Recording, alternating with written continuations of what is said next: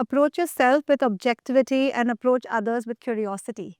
And and then I thought, oh my God, why? Who also have those insecurities, who also go through things.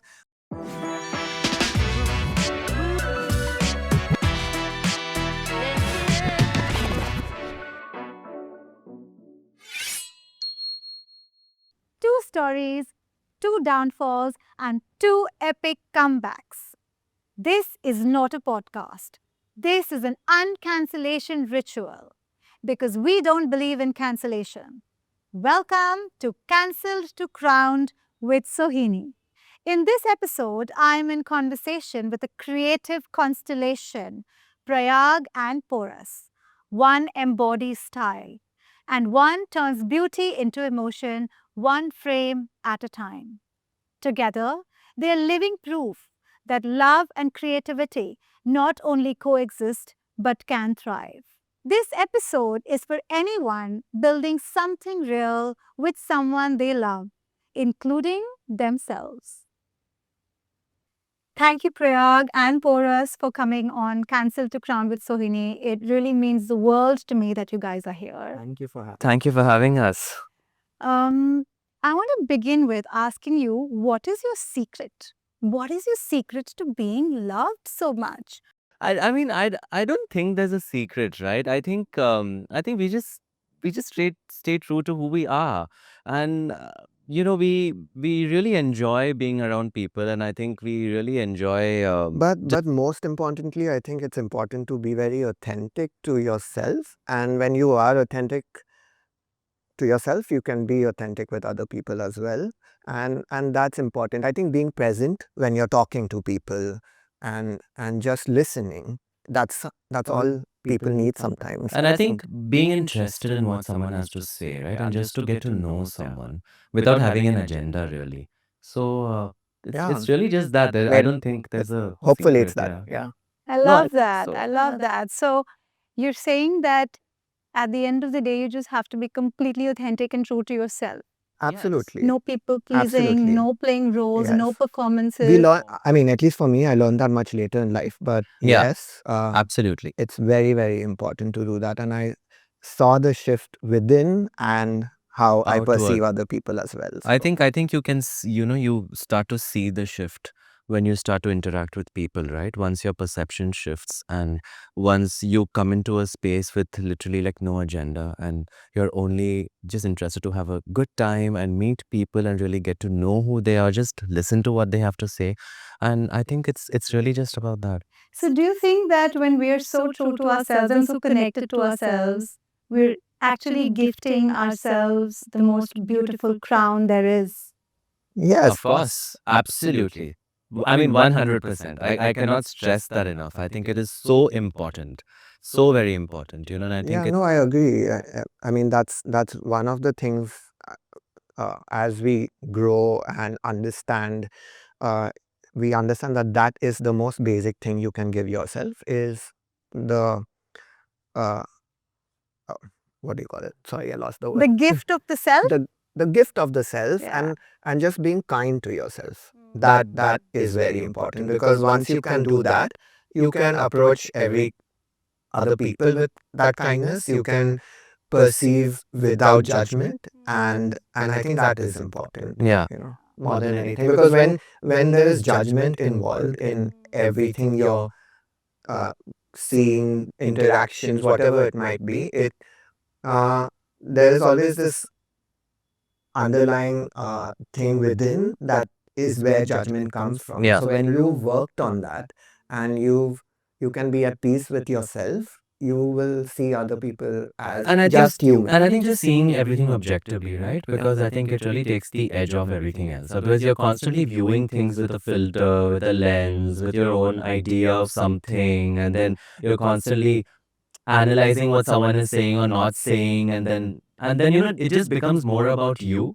Whereas I feel like when you really engage with people or even with yourself objectively, like without any sort of filter or any kind of one of those things. And I think approaching with curiosity Yeah, as well. I think it keeps the interactions in general very How authentic and beautiful. free. Approach yourself with objectivity and approach others with curiosity. Yeah, Beautiful. So well said. Yeah, Yeah, beautiful. you You articulate guys that said so it. well. I love that you said that judgment is an arrow that points to parts of you that need to be healed. So when you view someone from a space of judgment, there's a part of you that actually Yes, needs to be healed. absolutely. I think for most of us, judgment comes from a place of your own insecurities and what you believe about yourself. And Yeah. and the narrative you have about yourself is what you will project on other people, right? So when you are curious within and you question yourself and your beliefs and your whole belief system in general, and it's a lot of hard work. Yeah, of Um, course. but it takes time, it takes a lot of effort. You start viewing other people outside of anybody, Yeah. your family, strangers, your partner, Friends. as uh, human who also have those insecurities, who also go through things, who some people work on them, some people might not be able to, and some people don't know how to, and that's absolutely okay. So viewing them from that lens of like everyone's on a journey trying And to everyone figure has their things own out. story, right? Like we don't know. Yes. Yes. So So We don't. we really don't. But oftentimes, I find that we come up with conclusions and judgments about somebody without really knowing anything. And even if we did know, we are still not living their life. We still don't know what it's like, how did they process what they did, or their life story, or what they're all about, or what is their belief system, things like that, right? So I feel like when we remain curious and we let people be, as opposed to, handing out some sort of a sign to them, like this is, you're like this and you're like that. Labels. Yeah, labeling, and that also comes from, us having the tendency to label ourselves, Yes. so Do we really talk to ourselves lovingly? I'm such a fool. I'm so exactly. stupid. How could I have done that? We say it with such ease. and Yes. I've really stopped doing that with myself in, I would say, quite a few years now, since I've consciously made an effort to, Yeah. be more authentic with myself. So How beautiful. I think that is something I don't do, is like negative self-talk. That even if I'm making a mistake, even if I've done something I said I won't do, I will still be kind to myself and tell myself that it's okay, you made a mistake and that's fine. Because, Sohini, it's so interesting, right? In our society, when we're all growing up, for example, as children, we're all taught how to be nice to other people, be respectful to others, be kind to others, speak well to others. But, I realize that there is not enough focus on how we should speak to ourselves. How should we treat ourselves? How should we be kind to ourselves? And if you, at least for me, like few years back, I sat down and really thought, how is it that I really talk to myself? And it was really, really rude and harsh. So heartbreaking, right? Yes. And then I thought, oh my God, why am I so unkind to myself? And getting on to doing that work and then repairing that relationship, the one that you have with yourself, I feel is like the most sacred one of them all. And as I, went on that road and that process, I found that automatically everything else began to change for me. So today I'm very open to even accepting compliments, for example, right? Like it happens that, when you pay a compliment to somebody else, people think, oh, that's, they're so nice. But when somebody pays you a compliment, you get very awkward. If you say things like, if somebody says, oh, you look beautiful, and if you'll say, I agree, thank you, people would think that's actually you being arrogant. Yeah. You know what I mean? So there is this emphasis on this sense of modesty, but which is, I don't know, I don't know, but it's actually a way of being an apologist, or like having to suppress yourself to make somebody else feel better. Shrinking down. Yeah, to make space for someone else. So, uh, we often pay compliments to other people, right? Yes. We pay compliments to everybody. We are like nice to everybody. And I've realized one thing, that essentially people won't readily accept compliments. They'll say a thank you and they'll be polite, and that's about it. But for example, if I were to say that, oh, you look beautiful, and you saying, I agree, thank you, that would come across as, you being, I don't know, arrogant or not modest, or basically pompous also, right? Yeah. So essentially, it's like you have to shrink, even though I'm paying you the compliment, but you still need to shrink to make space for me, which sort of like defeats the purpose, I would think, right? Yeah. What if we were taught to just occupy space and allow others to occupy space and then just grow expansively in our own little spots? Yeah. Yes. And, Why? and that comes from the mindset of abundance, right? It doesn't have to be that if I take space, then you don't have space, and vice versa. There's just space for everyone to exist because everyone is so different. Correct. Yes. Also, when you feel secure with yourself, I think you will allow others to Yeah. have space. So it all boils down to authenticity. Yeah. And I feel like the two of you are exemplary of that. The choices you have made. I see this very solid inner locus of control. It's an internal locus of control. And I struggle to teach my clients that, where at the end of the day, your roots are so glued to the self that even if it's me against the world, I am going to take control of my choices. I'm going to hold complete autonomy, and I am going to have the control within me and not chase external validation or approval or people pleasing. And I feel like the two of you embody that so beautifully. What has it cost? I'd love if you both tell me individually and as a couple. What has it cost the two of you to own yourselves with such authenticity and hold on to your internal locus of control? Period. Do you want to go first? I think just from experience, I would say in my earlier life, I was somebody who was very lovable, likable, always nice to people, all of those things. But I realized that that also comes from this want or need to be liked and be loved and not ruffle feathers, or, if someone gets upset, or uh, it, I would get really affected by it, like, did I do something? So it was a lot of that for me.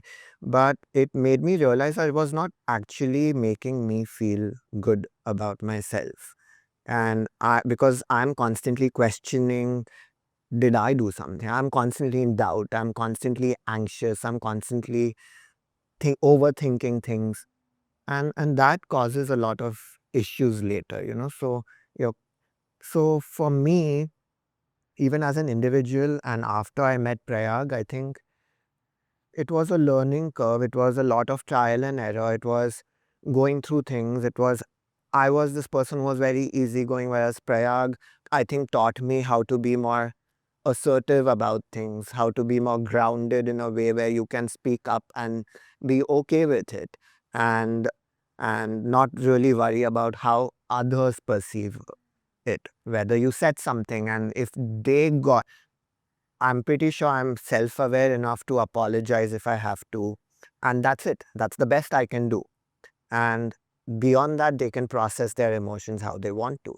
And learning those things over time uh, is what really helped, even within our own dynamic and our relationship.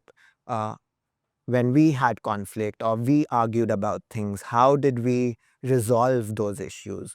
So it was constantly questioning yourself to get to that point. So everything for me begins with me. It starts within. That's the only way I can work on anything else. In my life. Congratulations. Yeah, thank You have done the most difficult task It is very difficult. there is, Yeah, Yes. it is. Yes. to just be completely unaffected Yeah. Yes. But honestly, once by you being liked or not. Yes. But once you actually reach that point and you see how your anxieties disappear, how your mind clears out, how you feel more confident with life and people around you, and you accept things the way they are, it just feels so liberating. And I feel like I feel like I hope and wish everyone can feel that, it does take a lot of work. It is, It yeah, of does. course. But I guarantee you, at least from my experience, that it is very liberating. Yeah, it is. It's so freeing. Yeah, it is. And how about you, Prayag? I think my childhood was quite um, difficult, and so was my teenage. I think I'm an army kid, and that involved a lot of moving, changing. There was no constant, sort of a life. It was every 3 years we would move. It would be a whole new bunch of people. It would be a period of adjustment, things like that. I did not take very well to that. For me, it was overwhelming to keep having to change every few years. I'm sure. Um, but I think when I, began to, when I arrived at my preteens, basically, is when, I started getting bullied in school. And that, that crossed around 2 to 3 schools that I was in. And it was, mostly about not being able to fit in. And not being able to fit in was not because of something I was doing, it was just because of who I am. And I figured that I was not the, typical heterosexual boy, so to speak. And people would start bullying me and, picking on me and things like that. And it was a lot of trying to please everyone. It was a lot of attempt at trying to make people like you. And, you at that age, you want to just adjust and just fit in. You want to have friends, you want to be liked. And in due course you realize that none of that is really working, because it's really a futile task. And and somewhere there I began to realize that I was engaging in a lot of self betrayal, but I was letting myself down every single day. Of course I was super anxious, of course I had paranoia, I was very stressed out and traumatized, I was always hyper vigilant because I did not feel safe at all, and it was a lot to take on and process. At But such a tender age. yes. And it makes you grow up rapidly because you're actually now dealing with emotions and feelings and things which you don't, I mean, really need to go through at that age. But I did. And it wasn't until many years later, like even through my 20s, even after I met Porus, a lot of that trauma was carried. It was not that, I realized things and I could just let go of those things. No, it was difficult. And all of those things seep into your later relationships of your life. But it's only up until a few years ago when I actively began to do the work, and I realized that the person I needed to first apologize to and make amends with was with myself. Beautiful. And then start working and repairing that relationship, because that's what I owed to myself first. And so it's not that today I don't care what you think. It's that I am not responsible for how you think of me. It's not my responsibility, Wow. you Wow. know. So I am Right. only responsible towards myself, my thoughts, my feelings, my actions, my behavior. How I am perceived by you is completely That's my on you. responsibility. Yes. And I have nothing to do with it. Nothing. It has nothing to do with me. Nothing. And that is not my reality. Wow. I mean, coming from an army background, shifting to so many different places through the years at such a tender age, not being able to, your emotional space didn't get the time it required to get grounded. Yes. And I think it's, I mean, there are so many defense kids out there. I mean, a lot of them would have very a vastly different experience than mine. And that's not to say that I regret being an army kid. I love it. I think it was the best life I had. I think living life as an army kid teaches you values and opens you to, experiences in your life where nothing can phase you as an adult. I think growing up in your third standard or fourth standard, if you are made aware of the reality that death is very real, and it's possible that it could happen to anybody around you, including your neighbor's father. And this is true, like this happened with me. My mother had oriented me to it, saying that, dad is in the field area, the neighbor is in the field area, anything is possible at any time, So, and what does that really mean? It's not that anything is possible at any time, means that somebody could, be killed in battle or, one of those things. It means how do you conduct yourself, even if you're in the third or fourth standard, when a situation like that occurs. And that means you don't alarm the neighbor's child. That means you know how to conduct yourself and you know how to behave yourself and you don't make it about you. So that's what I'm trying to tell you, right? So it makes you grow up so rapidly, those experiences, and you see your father and your mother and everyone else, all of the other defense personnel living the way they do, and then nothing phases you in life. Like nothing else can phase you when you come out of that and you grow up and you start living your own life. You've seen it all. Yeah. So everything else is just noise then. So you don't get very caught up by what does worth mean, the hyper dependence on, say, status or things like that. Like those are not things that really matter anymore, because you've seen so much of life and the extremities of this country and the landscape, right? And it's just a lot of that, like different cultures, or for example, we would go to the boys' hostel, the army boys' hostel, where you would meet boys your age, who have lost their fathers in war. And it makes you so grateful for what you have in life. And I think it's that attitude of gratitude that really takes you forward through everything. Wow, wow. So you learned gratitude at a very young age. You learned one of the most basics of life. That's the acceptance of uncertainty at an extremely young age. Um, Learning and understanding the primal nature of life, and that is uncertainty, at such a young age. Do you think it had a fearful effect on you at some point as a child? I mean, of course, I was scared. I didn't want to lose my father, for example, when he would be posted, and, I wouldn't see him for 7 to 8 months.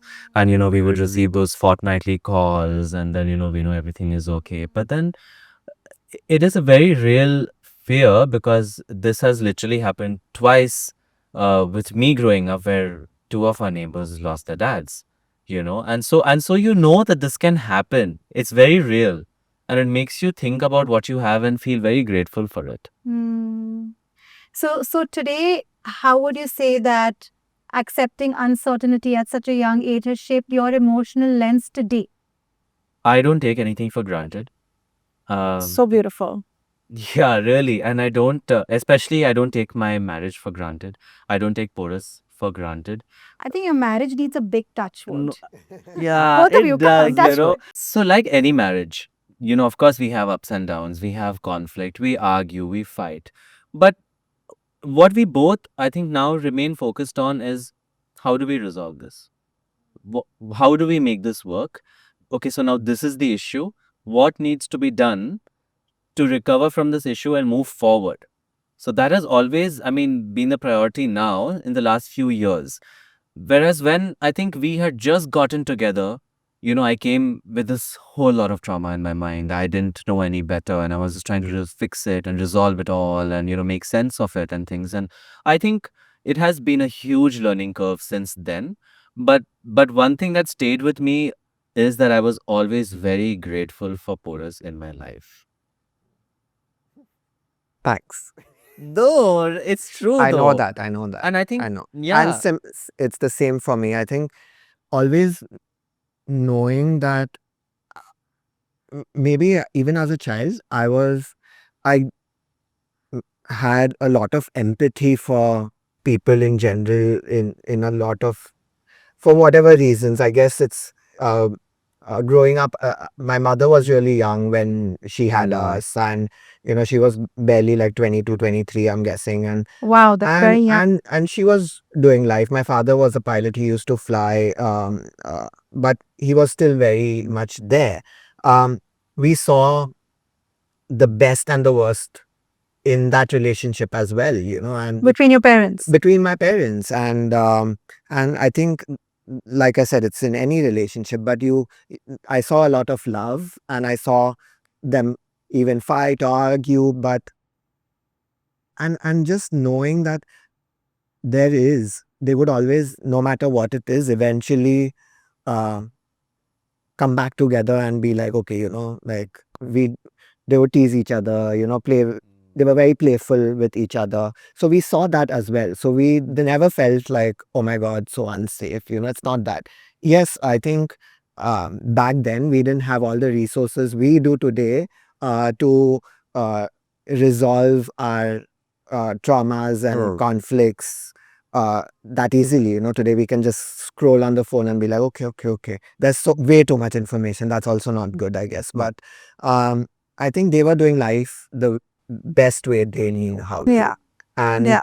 and through that, of course, you develop your own insecurities and your own uh, uh, issues where you don't even realize them until much later in life, that I am like this because maybe this was how I was in my childhood. This was the reason why, certain things happened. So when I saw conflict, I was like, maybe also, like I said, my mother was young, and sometimes I think she was more of a friend to us than a mother in 22, a lot 23 is of very ways, young. which was great because we loved going out with her. She used to take us everywhere if dad's not home, things like that. So but there was also a lot of, I guess, her own traumas that she was dealing with, her own, and she probably didn't know how to uh, deal with those. So sometimes it almost felt like you are a parent to your parents, and when you have to sometimes do that, it does become, uh, as you grow up, you feel like you need to save the world. It almost feels like that. And that's a whole savior complex, right? Where you're just like, oh my God, like they are suffering, I need to save them. Only later I realized that that's not necessary. You can be available to someone without having to save them, because that's not your responsibility, and there is no way you can save someone unless they want to save themselves. So I think initially I feel like in Prayag's case I did apply that whole idea of like, I need to, like, oh my God, like he's gone through this, I need to save him. And only later I realized that I can only be there for him. Absolutely. I cannot save him. I can only do the best I can as a partner. I will always be there. And when you need me, I'm here, no matter what. And making him feel secure enough to know that no matter what, you can always come to me and I'm here for you. Yeah. And that is what matters. Be friends first. And I think that is what we were. We became really good friends first. I always remind myself that that has to last. And if you're going to be friends, then everything is easy. Whether it's talking about things, being honest with each other. Uh, I think that is very important. Just be able to talk about anything under the sun with your partner, how you're feeling, insecurities, everything. And I feel like we help each other in that sense. How So, beautiful. Yeah. Yeah. Do you think that realization that you don't need to save him came from the self-healing that happened? Because usually the savior complex is associated with people pleasing as well, right? absolutely. I want to save you because I also want to be liked. Yes. And my need to save you is, I may not even realize it. It's on a subconscious level that if I save him, he'll like me more. The relationship will become stronger. So suddenly when you owned your own self, do you think that that's what helped you give him the space to heal and be interdependent and not codependent on you? Yeah. Yeah, 100%. I think there is no way, no other way to do that than start realizing that I don't need to, and basically work on my own self, because even having savior complex means somewhere I wanted that as well in my life. I wanted somebody else to save me at some point. When I did not get that, I was like, I now need to at least be able to do that for others. Wow, look at the So- self-awareness. It's Yeah. so beautiful. But that kind of understanding came much later, where I was like, it's not about me, and whatever I have gone through and been through and all of that it is life, and I had to, and that's fine, but I can come out of it if I start to think about it in a again, like I said, more curious fashion, in a way where, okay, why did this happen? Okay, maybe this was the reason why. And talk to myself and then be like, so what? It's okay. It happened. And this is a constant thing. It's not with like just one time you're thinking about it. It's a constant thing in smallest of situations. Absolutely. Whether it's you sitting through traffic and getting annoyed, and I stop myself and I'm like, why do I need to get annoyed? So it starts with the smallest things. Yeah. And I think this was also something that I learned with, of course, a great support system, a lot of spirituality as well. Yeah. Listening to a lot of stuff, and these were like the core values that I took away from it, is that everything is in your mind, in sense of you can control how you react to a situation, you can control how you behave in a situation. And I was like, sure, let me try and apply that to Yeah. my daily life and see if it works. And yes, it works. So do you feel like that sense of control came from acceptance? Yeah, 100%. So you actually learned that you can control your life by surrendering control. Yeah. Yeah. Yeah. Yeah? 100%. Because control is something again, it's so funny that you don't realize that you always want control until you actually ask yourself that question and do the inner work to realize that, yeah, I think I'm trying to control things way too much. And I noticed I am a person who does like to be in control of certain things, situations, and today I can say that, okay, that's not how I am anymore. But even whether it's my work, whether it's how I am with people, I always want to be like in control of that situation, so that again, it's coming from this place of I don't want to be hurt. I don't want to want somebody to do something which is going to then cause anxiety. So it's all of that. All of those things are the reason why I want control in the first place. But when I'm not going to be anxious about it and just let things happen, if it happens, it happens. Yeah. Doesn't happen. Absolutely fine. Why am I going to be anxious about something that is not in my control? I've given that control and I'm perfectly fine. So And that's the most profound form of control. yes, Yeah. yes, because I feel like then you are clear in your mind that that is okay. There is literally nothing you can control. And that's why I said, even it started with the smallest things. Like I started experimenting with like traffic or people, or, somebody saying something and I'm just like, maybe it would have annoyed me, but now I'm like, why am I causing that? I am getting annoyed. It's not that the person's being Yeah. annoying. I'm causing that. So I can I can change that narrative and I'll be like, oh, poor thing. It's okay. I must be having a bad day, blah, blah. I changed the narrative in my head. I'm completely fine. So, so being able to do that, and it doesn't always happen. I'm still human. Of course, there are days that it can't. But for the large part of it, I have. And that is liberating. Yeah. I think that is true liberation. Yeah. To be able to just surrender Yes. control. Yeah. And realize that actually now I'm in control. Absolutely. The irony of all of this thing is we seem to want to control what we can't, and we can't seem to control what we can. And what is that? Our mind, Yeah. and our response. We can completely control our response, but we cannot control the outside. But we're doing the opposite. We're trying to control the outside and not really, focusing on Yeah. controlling our responses. And we control our responses based on our narrative.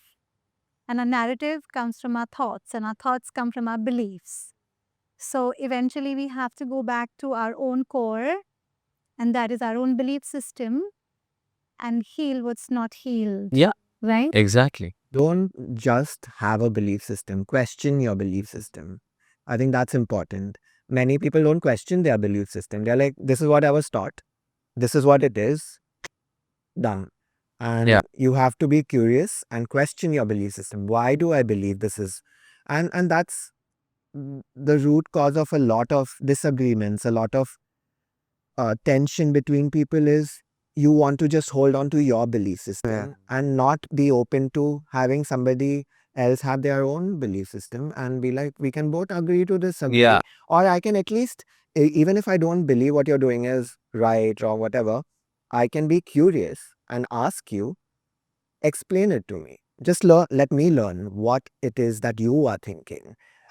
Giving them that space to open up Yeah. and be able to talk about their reason for having that belief system might teach you so much. You could be like, yeah, maybe this is why they feel like that. Every person, even two siblings, cannot be the same. Their belief Yeah. systems would be completely different. And that's what I've read about. I've heard so many talks about this in psychology as well. And like, you can grow up in the same home and have completely different ideas and value systems, and that is so why not other people? Like, why Yeah. are they why is your partner supposed to be a certain way? Why is your parents supposed to be a certain way? Why is your friend supposed to be a certain? Nobody is, so just be curious and try to understand. Even if you don't agree with something, ask questions. That's it. So, do you think a tight a belief system is equivalent to a superstition? Like, I believe if a black cat crosses the way, I'm going to stay parked here till some other car goes and then I'll drive. I'm not questioning it. Somebody just told me this is bad luck. So, do you think it's as futile as a superstition? How do superstitions? It's something that's just taught to us. Exactly. We don't question it sometimes. And there are people who will believe that, yes, if that happens, then I might have a bad day. Usually, in a lot of these cases, there's not much to lose. So you would just be like, okay, whatever I need to do to avoid that. And if maybe my day might be better if I do so and so. Yeah. Sure, let me do it. But yes, belief systems do develop on that idea that Correct. it's you're not questioning it. So And it so just feels comfortable it because it's feels been told to comfortable. you. So Exactly. maybe you don't need to do the work I to think question it or to think about it for yourself or to maybe go out of the way to, really make sense of it. It could be any of those because things, it makes you feel comfortable, and usually even getting out of the comfort zone to change that belief system is a very difficult thing to do, because there's so much you would have to probably unlearn and be like, oh, okay, this is also possible. Yeah. Or like, okay, this can also be a narrative, but now how do I hold on to that? And I'm like, you don't have to hold on to anything. It's just that give it a try, whatever it might be. Try and see if this works out for you better or this works out for you, and just be open minded. Literally, I think being open to possibilities and not just holding on to one belief system will automatically make you a person who can listen to others without judgment, so And I think also open to growth, right? growth. Because Exactly. I feel rigidity can really stunt you, Yeah. you know? Many people hold on to their belief Yeah, systems. exactly. Whereas I think it's if when you keep your mind a little open and you're in the mode of inquiry, like I feel like growth is limitless then. Inquiry, yes. I feel like a lot of unlearning and growth occurred in both your journeys together. I also see that at some point there was codependency, um, the savior syndrome, projection of the trauma. Yeah.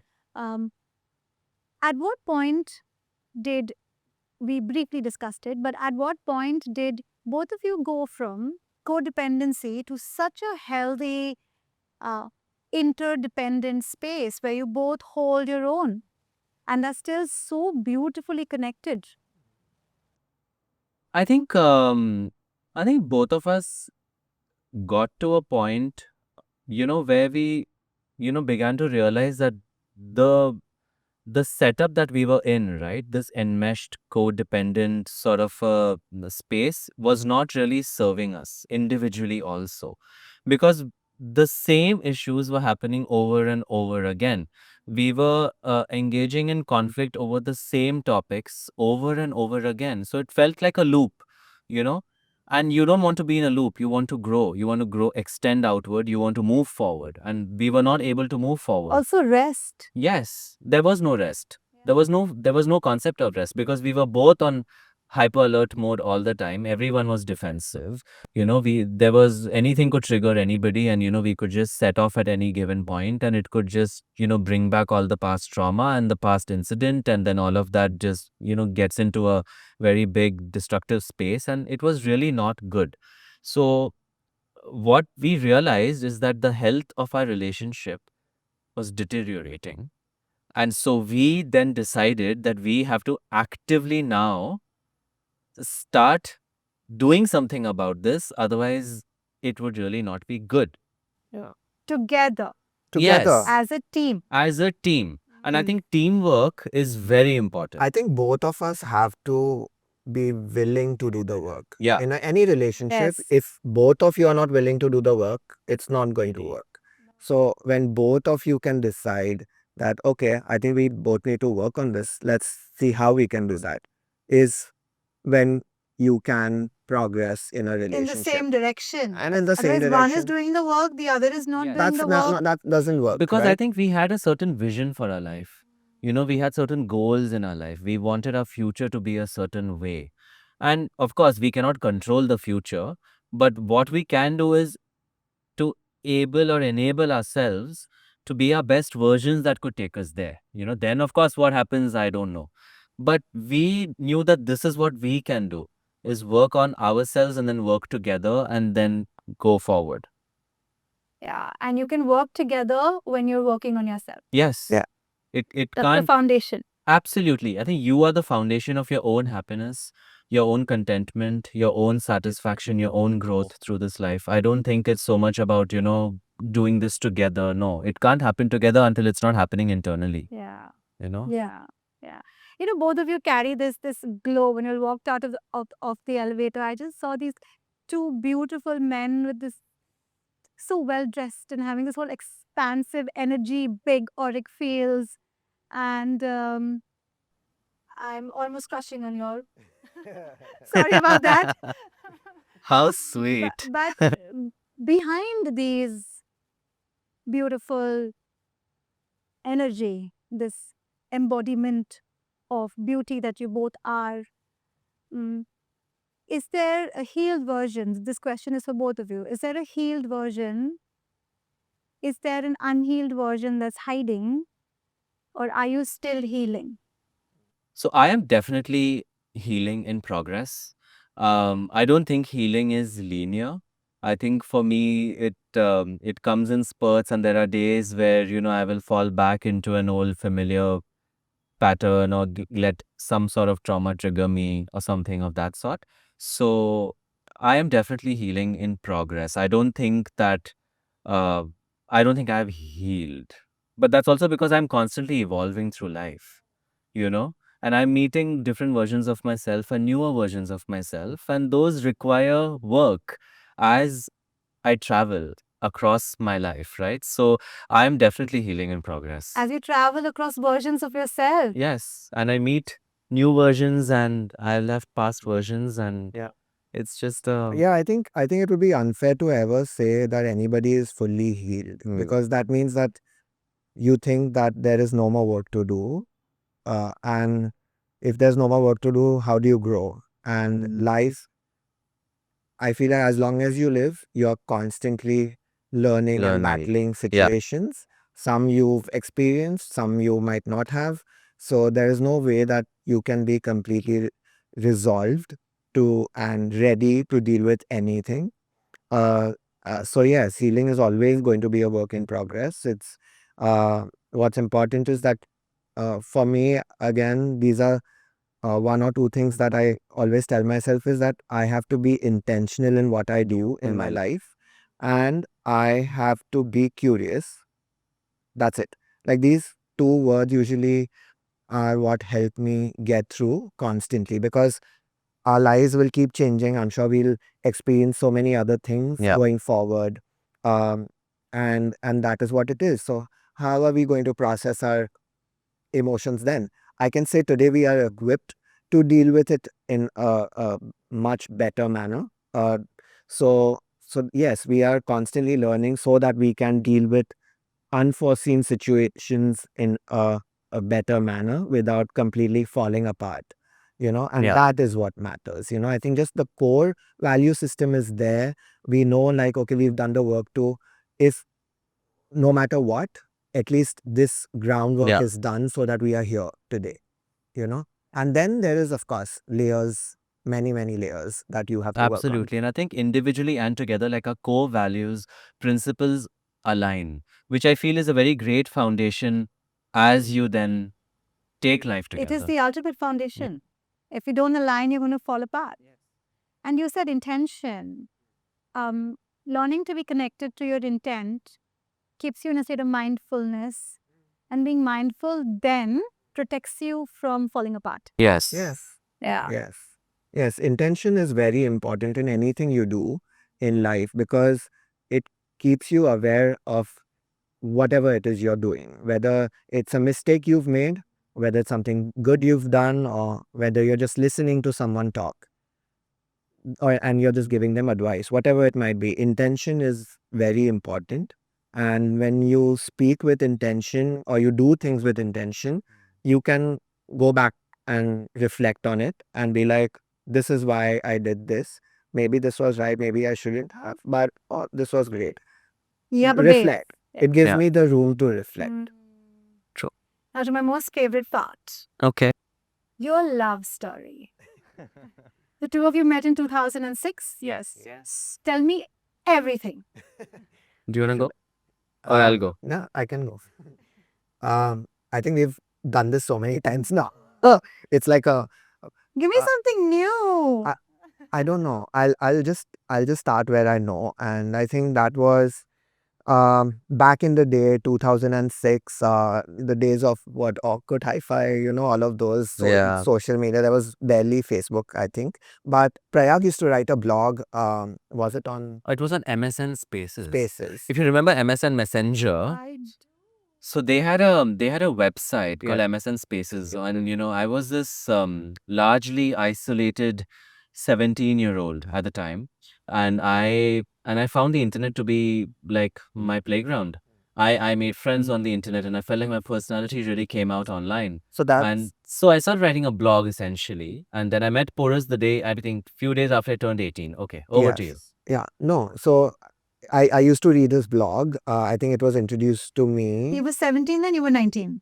Yeah, I think so. Yes. And then by the time we met, I was 18 and 20. was It was just already 18, few yeah. months. I Yeah. think we probably met around, as in we started talking 2005 December, November, December, and his birthday was in Jan. So anyway, and he was in Bangalore, I was in Bombay at the time, and I used to comment on his blog. I used to love reading it. So there was nothing there. Eventually, we started talking. We exchanged numbers. I'd barely even seen a picture of Prayag, and it was like this one.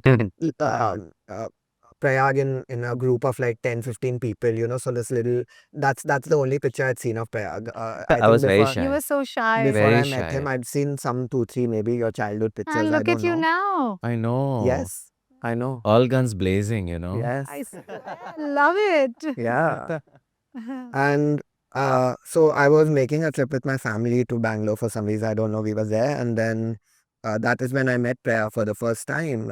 And I think we just spoke about so much. I think we spoke about life, ourselves, and we really connected. Even before that, we used to talk on the phone, and we Yeah. used to, and it just felt so wholesome in a way that I just felt so comfortable with this human being, and sharing things that I possibly never did with anybody else at that point in Yeah. time. And I felt so comfortable doing that with him. So it was only natural. I think we met the 2 or 3 days that I was there, and yeah, that's it. I think I kind of told Prayag that, I think I like someone, and he was Yeah. like, Oh my who? gosh.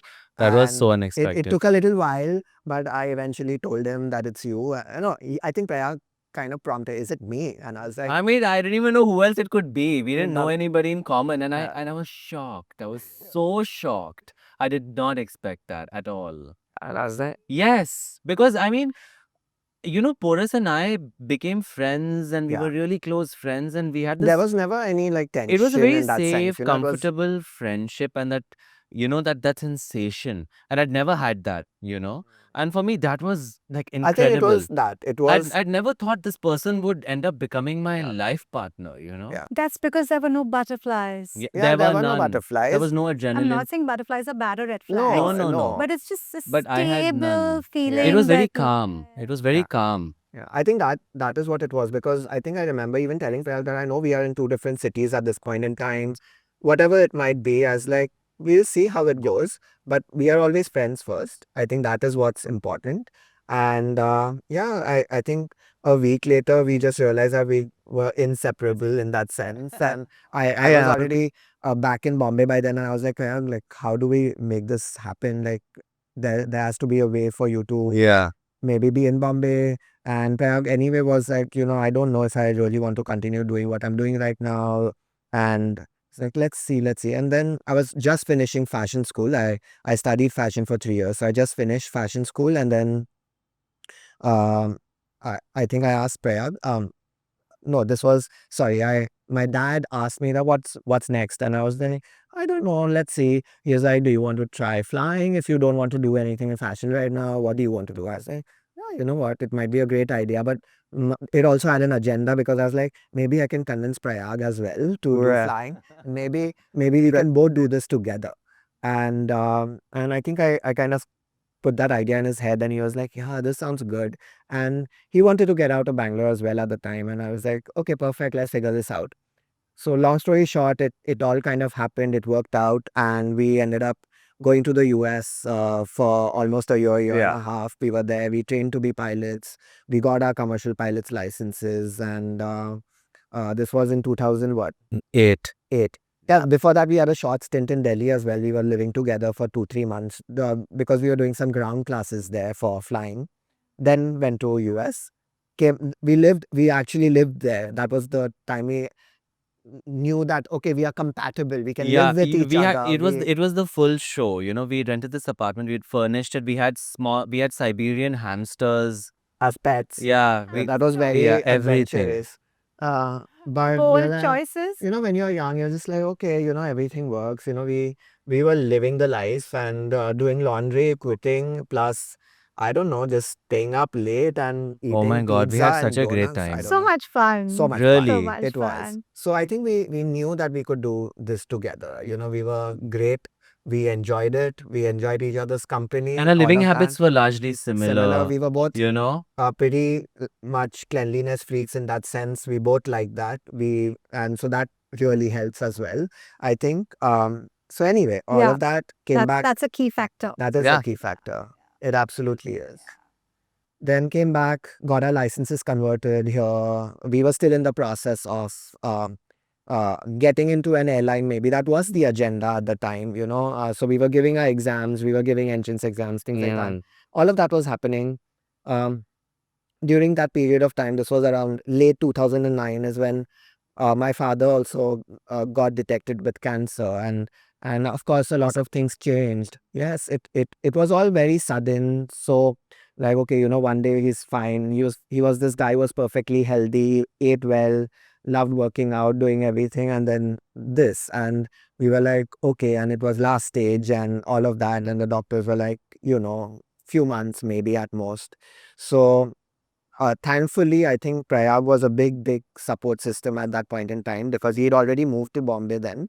And he was really there for my father in ways that I cannot even explain. And he took care of him. He would take him for his chemo sessions. He would do everything. My father, the days he was not home with us, like, you would ask, where is Prayag today? Like, That's so sweet. and I know, oh my God, I love that. yeah, and he really, like, I think that those last few months of his, I think, is when I feel like we really got to bond as well. Maybe not as much as I would have liked to today.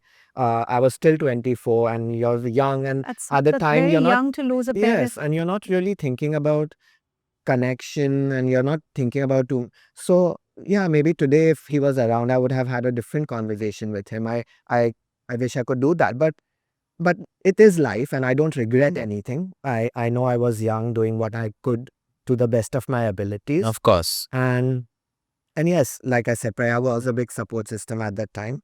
And so yes, after we lost him in 2010, I uh, I eventually uh, decided that, okay, I need to get out of this whole. I couldn't concentrate all my energy on flying, so I wanted to get back to doing something more creative. And then I went to Vancouver for a bit, for a year, just to take a break, because I needed that for my mental health. I was going through a lot back then. So all of that. But anyway, so I think, again, coming back to us, is that uh, after I was back from Vancouver, we moved in. Moved in We bought together. a house together. We moved in. We did life here in Bombay for a good 6 years? 7 years, Yeah. until 2018. We eventually decided to move to Canada for a better life, in a sense that equal rights and all of that for us. And we wanted to be recognized as a married couple. 2016 is when Yeah. we got married in New York. Yeah. Wow. So So much time. Wow. yeah, it Long that time. it's already been almost 9 years now. now. But that happened. So Canada happened for 3.5 years. COVID happened in between. We were in Canada, bits and parts here as well, in Yeah. India, when we used to come visit. So all of that. Then we eventually moved back in 2021 end. And yeah, ever since we've been here. I think work-wise, it was just much better here for us, to grow, to be able to be creative in that Yeah. sense. I Y'all are think we, doing supremely well, the two Thank of you. Thank you. You know, there's one thing about having fun and living in together and discovering each other, but I think it is during our times of adversity that actually become very, very crucial points in where our relationship heads, and it's so wonderful to hear that you got the support you needed from Prayag through your time of grief and pre-grief. yes, And you knew you were losing him. yes. Um, and there's also so much caretaker burnout, right? So you're exhausted. You want to give up. You want him to go because you're seeing him suffering. You're tired. There's guilt because of that thought. You want to hold on to him because you love him so dearly. What are you going to do when he goes? So it's such a complex space to be in emotionally, and I'm so happy to hear that you found the support that you needed through a time like this. I mean, I could tell the way the emotions came up even on Prayag's face when he was just speaking about your dad, that there Yes. was so much love even Yes. between them. And even today, Yes. like Prayag, I mean, I feel like more than me, sometimes Prayag reminds me that, remember dad used to do this. Remember he used to walk like that. He used to, in this situation, or he really liked eating this.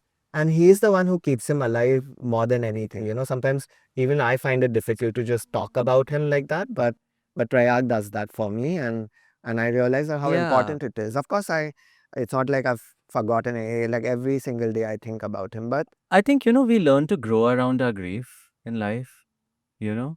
We learn to grow around it, but we still hold memories with so much fondness.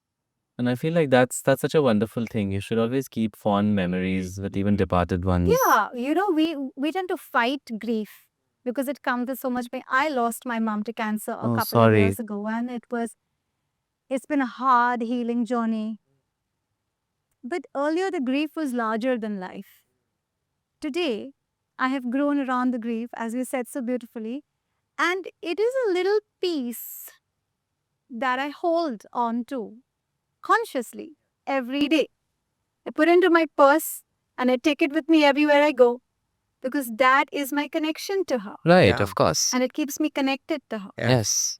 Yeah. which is so important. I Yeah. think initially I processed my grief very differently, but or almost did not process it at all, and that takes its own toll on your cells, your body, and it comes out in many different ways. And whether it's just wanting to feel, and you're like, how do I make myself feel something, and it almost felt like that, for me in those early years. How did it come out in unhealthy ways, if you don't mind me Yes, asking? no, I do talk about it very openly now. Is that uh, I think for me, from what I recognized it to be, was that I was constantly trying to I was having obsessive thoughts about how can I just to feel something, like feel anything, like whether it's just pain or hurt or even like sometimes grief can shut you down to an extent where you feel numb completely and you don't know how to feel anymore, whether it's being happy or you sad or any or It's too angry. much. You don't know what to process. And it's not like I didn't know. It was not like I was not self-aware. I was self-aware. I was going through this, but I didn't know how to process it. And so those thoughts sometimes used to just take over your mind, 24/7. It's like the world around you can exist and I can have a conversation, but in my mind, I'm like lost completely. And that is when I decided I wanted to just get out of here, go to, and the reason why I just went to Vancouver for a year, I told Prayag, I know it might be difficult, but I need to be on my own for a good year. Yeah. I was, of course, seeking therapy as well before that, even when I was there, to an extent that I was taking medication as well, but that's not something I wanted to rely on. So I eventually, on my own, slowly cut down on it, and I told myself I can work on myself. But I'm glad you took the medication because that clears the cloud to 100%. process the emotion. Absolutely. I did that too Absolutely. during my grief. Absolutely. Yeah. And that's completely fine. You Yeah. have to do whatever is necessary and nothing's right or wrong. Everyone processes it very differently. I just knew that I didn't ever want to become reliant on it for the rest of my life. And I know that I had the willpower to, so I took that power and applied it to myself constantly. And it was, sometimes it felt like a losing battle because you're like, what's the point? It's still there, it's still there, it's still there. But you just have to be consistent. You have to keep talking to yourself. You have to be kind to yourself. All of those things again and again. And 8 years, 10 years, it slowly started becoming better, better, better. And then, of course, other things like spirituality came into my life, and I learned so many things, even psychology. It's not like there's only one or the other. I'm so fascinated by the universe and everything in it and space, and I love reading about it. And I feel like that itself humbles me, in a lot of ways. I've You always feel so enjoyed it. small. You do, because in the vastness of things, you are like, you are a moment, not even a moment. and that is what humbles you, and that makes you realize that everything else around you is just a fraction of like a moment that you are experiencing, and it's all gone, and nobody's going to remember your fame and your what you wore and how you looked. And do it. I'm not saying don't do I love doing all of those things. I love traveling well. I love doing all of those things, but I don't attach myself to it. Yeah, I'm you're removed. dispassionate, I like it, objective. but if I don't have it, it's okay. I don't need it. I don't need it to be happy. So tomorrow I can be in a little house in somewhere doing gardening and be very happy doing that for the rest of my life. Yeah. So And give me that's happiness in enough. one line. Being, I think, self-sufficient and being happy in your own company. I think that to me is true happiness. That being able to live with myself and enjoy my company. I think so. Enjoying my company is happiness to me. More than, because when I can do that, I can be present for everyone else around me. That's true self-reliance, self-sufficiency, Yes. as you said. Yes. Wow. Yes. And detachment. That's another thing I learned. I'm working on that. Yes, detachment from especially people closest to you is so important. And for me, I'm still working on it as well. To a large extent, with most people, I can. But when people talk about detachment, I think they always assume detachment as like you don't care. It's not that. You just look at everything from a different perspective because you're detached from it. And especially in our relationship, when I practice detachment, now I don't take on Prayag's anxieties and issues, and maybe if he's having a bad day, I don't take that upon myself. Yeah. So I'm detached from him in that sense, where I can be objective. I'm like, okay, what are you going through? You're Let's able to show up better, right? show up better. Yeah. And that is what you can do when you are detached from that person. It's so easy to get absorbed, and that's what I used to do. If he was feeling sad, anxious, I was like, oh my God, what do I do to Poor solve this? thing. And then Yeah. we make it about ourselves. And Yeah. then that, I think that just takes away from the whole issue at hand. Whereas I feel like you're more effective when you let the focus remain on the person who's going through something and you offer them support rather than becoming a part of the. So detachment enhances love.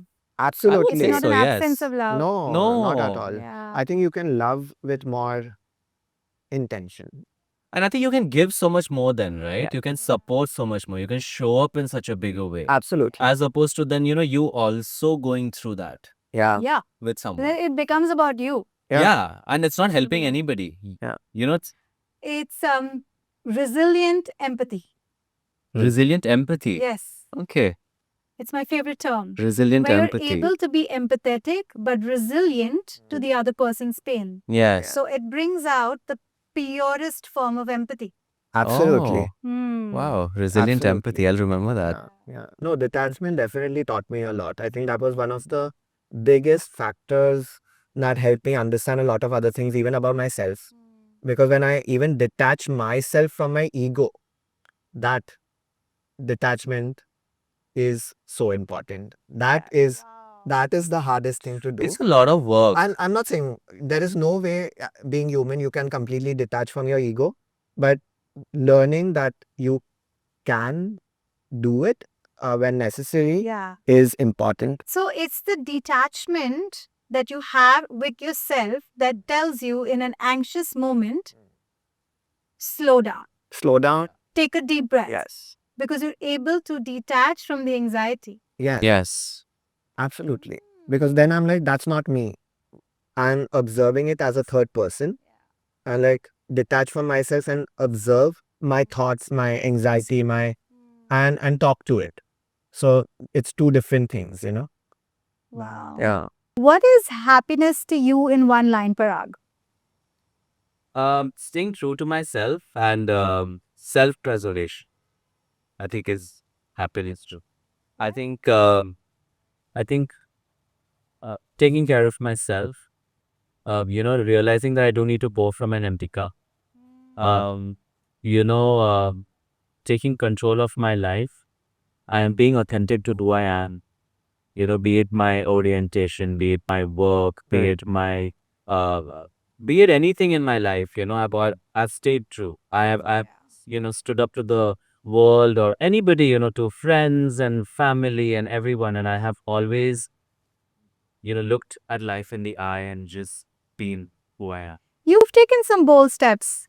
Army background. Yes.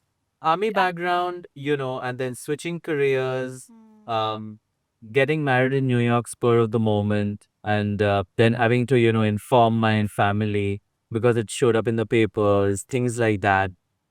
I I think I think those decisions have been brave decisions. I don't know if they were really bold, but they were very brave. I think I felt very brave doing all of those things. I think brave is the right word. Yeah. Because I don't consider myself to be a victim or anything in my life. I consider myself to be a survivor.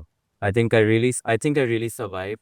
And now you thrive. I tried, and I really pat myself on the back for that. And I feel like I Look at deserve you it. complimenting yourself. No, but really, why not? Absolutely. It's true. Yeah. Beautiful. Yeah. That is so important. Yeah. True. I think positive reinforcement is so important. Be it to yourself or to somebody else. Yeah. Yeah. So being true to yourself is your source of happiness. Giving from a full cup. So you're able to now fill yourself and fill others. Yes. So you've completed the whole circle of happiness. What is your go-to anchor or your grounding activity to come back to the present moment, break out of your mindset that could take you towards victimization or fear or overwhelm, come back into this moment and start looking for the light at the end of the tunnel? Or that reinstills your belief that even though I can't see the light, I know it's there. And I know I'll get there. So what is your anchor? Usually for me, what works is I start counting backwards, and that really brings me towards being objective. And I find that really for me works in most situations. So it gives you a bird's eye view Yes. where you're able to say, I can't see the light now, but it's somewhere there. Yeah. And I think just viewing the situation as a witness, as an observer. So you take yourself out of it and you just look at it from the outside. And then you just think, okay, so this is a situation and, this too shall pass or like whatever, you understand it or analyze it for what it is and you remove yourself from it. And, you continue counting backwards. That's what I do to just become rational, feel rational and not start to, get into a spiral. Otherwise, for me, it can happen that I can go into a thought spiral. So counting backwards and then coming back to objectivity is what really helps. That's a wonderful tool that you are reminding us about, that counting backwards can create objectivity and take you from victim to witness. Yes. Victim to witness. Victim to witness. Right. Yeah. Victim to witness. Right, Rosh. Wow. And how about you, Porus? What is your anchor? I think for me, it would be slowing down and intentionally slowing down. So when I feel like there is too much happening, my mind's rushing, I have too many things to do, things around me just seem chaotic. It's not always easy to stay rational. So you need to intentionally slow down. And I think for me, that means that I try to, whatever I'm doing, whether it's, uh, I'll probably do something as grounding as going and cooking something, or just sitting with myself, any activity that just slows me down. Even working out, for example, I think for me that's very grounding. I love doing it. It's my time, and I do it consciously, and I do it like I'll just tell myself, take your time. How And wonderful. that is where then I realize that okay, it gives me time to process things. It gives me time to, if there's suddenly things happening around me, I don't get frantic, I don't unravel, and I don't get worked up. I can sit with it and be like, that's okay. Let's figure it out. It's fine. Yeah. And so yeah. Wow. So do you think that if we made a list of activities with intent that work as grounding activities for us, they can become our go-to Yeah. to slow down Yeah. when we're overwhelmed? Yes. Wow. Absolutely. Wow. I'm going to go make that list today. Yeah. Thank we you should for all that make one. advice. The two of you, Prayag and Porus, are an embodiment of self-love. And I say that with so much pride after speaking to the both of you Thank you. in this very, very interesting conversation. Indeed. That your love for each other, which clearly comes through, is so unconditional. And I think that it comes from the space of pure self-love. Yes. You are able to truly love yourselves, to be able to love each other so unconditionally and in an unguarded way. And we have a ritual in every episode where we encourage self-love. So these are our self-love cards, Great. where it encourages you to do an act of self-love. Thank you. And pass it on to the next person and encourage them to do an act of self-love. And then Wow. it kind of goes forward. Thank That's you. that's so thoughtful. Really. Chain of self-love. Yes. Thank you so much. I love Thank you so much for coming. It was great talking to you. There's Thank you for so having much us. that I have learned from you today and I'm taking home. Thank you so Thank much. Please accept a crowning gesture from us Thank you. Wow. That's amazing. for the wonderful journey that you have had and all the insights that you have offered us. Thank you. Thank you. Thank you so much for coming. It was such a pleasure. I did not want to stop talking to you. No, us neither. The Same. pleasure this, was this ours. was Thank you for really having us. refreshing, and it was something very close to our heart. I Yeah. think Yes. to Thank be you. able to Mine talk too. about it. Mine too. Thank you. Thank you. Thank you. Thank you. Thank you.